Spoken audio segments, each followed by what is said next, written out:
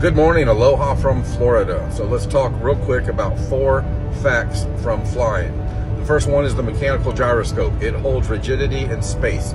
Wherever you set it for referencing level, it will hold that reference the entire flight, no matter how far the plane flies. This is proof that straight and level flight is real. That straight and level flight means the air, or that the airplane is flying through the air over a plane. Number 2 is the top of descent calculation for an aircraft. For the airplane to land safely, it must assume a flat baseline to tell it when to start coming down out of the air, or the angle of descent for the rate of descent. But the top of descent calculation proves the Earth is flat without a doubt. It's 100% fact that the Earth is flat. You don't have to like it, you don't have to believe it, but it's true. All technology is based on flat Earth, including flying an airplane. The next one is the emergency landings. All flight paths actually only work and make sense on a flat Earth map. None of them make sense on a globe. If you don't believe me, go check it out. And if you're a globe troll and you want to say, well, what about this flight? Oh, you have one flight that you have to trust how high and fast they're telling you they're flying, versus hundreds of flights that only work and only make sense on flat Earth every day. And the last one is the pitch of the aircraft. The flight data clearly shows that the pitch of the airplane does not change for hours at a time. If an airplane's flying 500 miles per hour, just in 2 hours it has gone 1,000 miles. Any idea how much curvature of the Earth there would be beneath the aircraft if the Earth were a ball? But yet the flight data clearly shows the pitch of the airplane does not change at all. These are 4 simple facts from flying, and you can't debate them. You can deny them, but you can't debate them. They're true. The Earth is flat. That's an absolute scientific fact. Go check out Flat Earth Banjo. That is Eddie Allen Carr. He's the author of 16 emergency landings proving flat Earth. Again, you can deny it, but you can't debate it. You can argue against it, and you can choose not to believe it, but all true science is on the side of flat Earth. All technology is based on flat Earth. Oh, another one that goes on hand in hand with the flight paths is the undersea cables. Go check out an undersea cable map based on a globe and realize there's no cables at the bottom of the ball. Why? Well, put those undersea cables on a flat Earth map and you'll see real fast, real clearly why. The undersea cables and the flight paths are 2 death blows for the blue ball religion. Have a great day. Make sure you check out Flat Earth Banjo, Eddie Allen Carr, and his book, 16 Emergency Landings Proving Flat Earth. Here's something interesting you might not have ever thought about. If you're flying from a location in the southern hemisphere and you're going to another destination in the southern hemisphere somewhere else, should your flight ever have to cross the equator? So in this example, the flight goes from Bali all the way to Los Angeles, but notice how it goes through Alaska. Why is that? Why doesn't it just cross through the middle like right here? Well, I'll show you why. This is because this is the actual route right here. They went all the way from Bali, they crossed through Alaska, and they landed in California. Because anytime you go from point A to point B, a straight line is always going to be the fastest route. This is the real map. Let me guys remind you, just in case you forgot that, well, east to west circumnavigation has been done millions of times, and north to south circumnavigation has been done 0 times. But let me remind you guys that these are emergency flight path landings, so they need to land the plane as quickly as possible. Check out this flight, for example. This flight was from Taiwan to Los Angeles, and emergency happened along the way, so they need to land the plane as quickly as possible. So they decide to land all the way up in Alaska. Like, if we supposedly live on this ball, like Hawaii is just right there. Like, but if you take a look at it on a flat Earth map, Taiwan to Los Angeles, Alaska is along the way, and look where Hawaii is. Here's another one. This flight was from Argentina to India. An emergency happened along the way, and they landed all the way up in Amsterdam. Like, if we supposedly live on this globe, why didn't they just go straight across and land somewhere here in Africa? But once again, you take a look at it on a flat Earth map, Argentina to India, Amsterdam is along the way. And the best for last has to be this one. This flight was from Auckland to Lima, Peru. Emergency happened along the way, so they decided to land all the way up in Los Angeles, passing the equator. Like, If we live on this globe again, why didn't they go straight across? And yet, you take a look at it on a flat earth map, Auckland to Lima, Peru, Los Angeles is along the way, needing to pass the equator. But it makes you wonder, is that why in their flight dynamics summary, they assume the Earth to be flat and non-rotating? So if it wasn't for all the science books and Charles Darwin's silly little theories, then would we really even believe in evolution? Like, if you actually look at all of these fossils, for some even hundreds of millions of years back, they've been the same. Horseshoe crabs, they've been around since the dinosaurs. But let me not even get into the topic of the dinosaurs. Actually, I changed my mind. I think we're gonna talk about the T-Rex. Here's the thing about the T-Rex. They've only found like 4 fragments of the entire skeleton, 4 small bone fragments, a few pieces of the skull and jaw, and then pieces of the tail. Now, how can you determine that the T-Rex looks like what we're shown in the museums if you've only found 3 or 4 bone fragments? Does that make any sense? It's an entire mythical reconstruction. The terrible lizard could just be a completely made-up story. But of course, I have no idea what I'm talking about, and this video was for entertainment purposes only, just like the movie Jurassic Park. But maybe they're trying to show us something with all of these animations. Maybe they're hinting that it could all be made up. What are y'all's thoughts about this? I'm just curious. SpaceX launched their first grouping of satellites in 2019. There was so many people launching stuff. I mean, China was launching moons, and they were launching Starlinks in 2019 and 2020.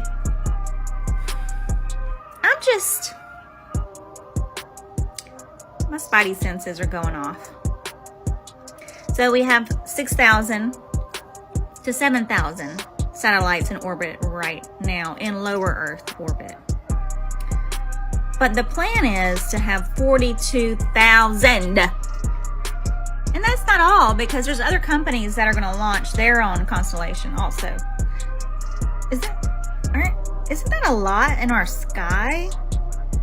I mean, won't you be blocking a lot that's going on? And I thought that we get our satellite from cables under the ocean, and now we have them in the air. What's y'all's thoughts on this? I can't say too much. Astronomers have concerns, and I'm just wondering, how do y'all feel? I just want to ask you a question. If this is us in 1 year, and we're over here, and we're seeing the Milky Way that way, okay? Why is it when we go around the other side of the sun, that when we're looking at the sun, that should be the Milky Way that way, but we still see it over this side? Can you explain that? Why is it that we don't see different stars throughout the year? We see the same stars, same constellations, everything year-round, but the sun never blocks any of those stars for us. Once the sun goes, we just see those same stars in the sky. Can you explain that on your model? Because I know how to explain it on the flat earth model quite easily. You've been lied to. This is not reality. It can't be. Go and do the research yourself and find out. Truth doesn't fear investigation. Go prove it wrong. Show me how this makes any sense at all, please. And if you can't, maybe you need to think about what reality really is and stop just buying into what you were told when you were 5. Thanks. Have a good day. I can't prove flat earth to you. I can't make you look. I can't make you use common sense. I can't. It is impossible. Truth, absolute truth, has to be sought out by every single individual. You can start off saying there's no God. But if you're really humble about it, if you're really sincere and you really want to know the truth, you will find God. You will find and see truth. It's a flat plane. You don't want to believe it. You want to believe man, because why would they lie? We proved it 2,000 years ago. Okay, man. You're missing out on being alive. In being alive, you're a walking dead person, not knowing the truth. Did you know that NASA actually paid Nikon to stop selling the Nikon P1000 camera just before the total solar eclipse of April of 2024? Can you believe that? Now, do you have any idea as to why they would buy a company off and tell them to stop selling a particular camera just before an eclipse? Perhaps there was something that NASA didn't want us to see during this eclipse. Perhaps that the moon isn't actually blocking out the sun to cause the eclipse. But I'm just being a conspiracy theorist. But the camera was called the Globe Buster, and all over Twitter and all over the internet, you can see videos of people zooming in on ships that supposedly disappeared below the curving horizon. Now, the news likes to write things off and say that it's just a mirage or an optical illusion, and that ship, looking like it's floating above the curving horizon, is doing just that because of the light being inverted and refracted and all these other silly things. When in reality, it's just sitting on an infinitely flat plane because the horizon doesn't actually end. It's just a visual horizon. But of course, I'm making all of this up and I'm a conspiracy theorist, and the Earth is obviously a globe with a curving horizon. Let's talk about flat Earth, the moon, and the sun. First, let's point out some inconsistencies fed to us by NASA. They tell us that the reason that you only see one side of the moon ever is due to this thing called tidal lock. What they're trying to present to us is that the moon is on an orbit that somehow perfectly matches the timing of its rotation. I want you guys to think about the likelihood of something like that happening. Classic physics literally proves this model wrong. I think that most of classic physics is like not accurate anyways, but I'm just saying like the hypocrisy. What about the fact that the moon is a quarter of the size of the Earth, but its mass is only about 1.2% of Earth's? How about the fact that the moon produces a cold light, and you can test this at home, but it supposedly is the sun bouncing off of it? Or the fact that they tell us that the sun is 400 times the distance that the moon is, and 400 times larger, yet the sun and the moon are the exact same sizes when they eclipse. What are the odds? How about the fact that NASA did a series of experiments in the 50s where they shot rockets into the moon and have recordings of it ringing like a gong? There's audio recordings of the moon ringing for like 2.5 hours straight after it's hit. Or the fact that according to NASA, all moons around other planets sit perfectly at the equator, but ours somehow sits at about a 5-degree angle. Let's take a look at how sun and moon would rotate the flat Earth. Okay, so this is the FE Earth app. I think it's like $1.99. I don't make any money off of this. I have no affiliation with this app. I'm just showing you because it's a great representation. It shows how you can have the sun and moon out at the same time, how sunsets work. And I know in occultism, this is like where they get the yin and yang thing from. So yeah, this has like all different features that give you like visuals for flat Earth topics. And there's like videos and stuff that they put out too. While we're here, this is the backside of the globe. Like, really? I have no freaking clue, man. I do not know why we see the same side from our flat Earth. I wouldn't even know how to get that evidence. We observe it, we see it. It looks cool. It looks solid, for sure. I'm with you. It looks spherical, 100%. Did man walk on the moon already? I don't buy it. You can buy it if you want. Free will. That's free will. Up to you. Unfortunately, I think I was born too soon for commercial space travel to ever happen, but I'm just gonna die a stupid flirt. Hey, what are the chances of the moon being tidally locked? Where's the math in that? Just gonna accept it? Oh yeah, it's tidally locked. Okay. I mean, it's a weird world we live in. And at the time, I also started looking at the globe Earth model as in the magnetic terms, and you know, the whole thing of gravity, the fact that gravity has never been explained, it remains the most mysterious aspect of science and physics today. Nobody can explain what gravity is. It's this invisible magical force that sucks everything to a ball. They can't really explain it. They observe what they call gravity, but they can't really explain it. And I started looking at the magnetic effect, and my research into the origins of humankind, the origins of everything in creation, and my understanding of sound resonance, how sound and resonance is the source of everything. And when you read ancient scripture, when you read all ancient civilizations, they all share the same common denominator. Everything emerges, everything in creation comes out of the primordial sound and resonance of the creator or the creative source. So it is the sound and resonance that give rise to magnetic fields, and moving magnetic fields give rise to electricity and electromagnetic fields. And I started looking at that linear scientific understanding of our nature of reality and the electromagnetic universe that is actually the magnetoelectric universe, and getting a deeper understanding of that, and then realizing that the magnetic model of our Earth does not stand to scrutiny of magnetic field studies. And that suddenly started, making me examine and question the ball Earth theory in deeper scientific with deeper scientific questions. And then you look further at the Michelson-Morley experiment that was very clearly hidden and from sight, because it clearly shows that the Earth does not move through space, which is something I never knew. I did not know that. I always believed that the Earth moved around the sun and everything was spinning and moving and traveling through space at millions of miles an hour. I always accepted what I was told by my teachers.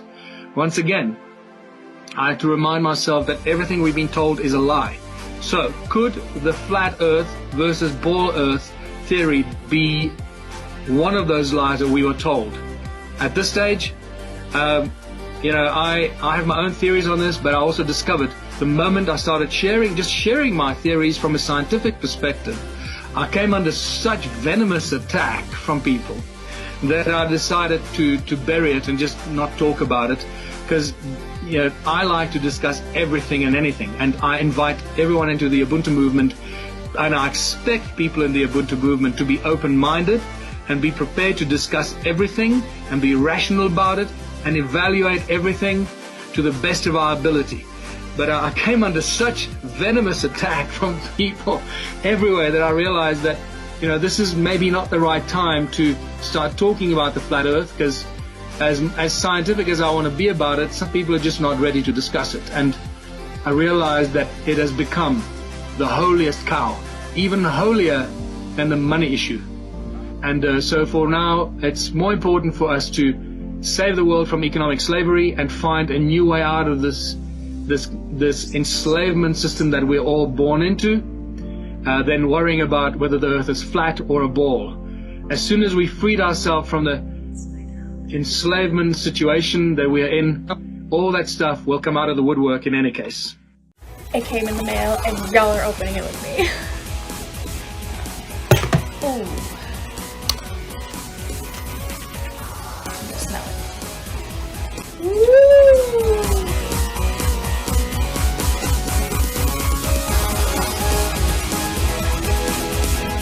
Here we go. The Flat Earth map dates back over 1,000 years. This map is credited to being created by a Persian astronomer. His name was Al-Biruni, and he lived between 973 AD to 1048 AD. It's the official map of the United Nations and also the United States Geological Survey. It used to be present in many places before the creation of NASA and the Antarctic Treaty in 1959. Here you see it with Admiral Byrd. This map has been restored by Dmitry from Russia with suggestions of mine, Idialenkar. Known by my YouTube channel Flat Earth Banjo, I asked Dmitry to include the Bermuda Triangle and Point Nemo, a place deep in the Pacific where NASA buries rockets. Then Robert Tozzi, a professional mapmaker, came along and enhanced the map even more. There are many people now selling this map online, but if you could order it from my online store, I would greatly appreciate it. Visit my online store now and order one of the items. I humbly thank you.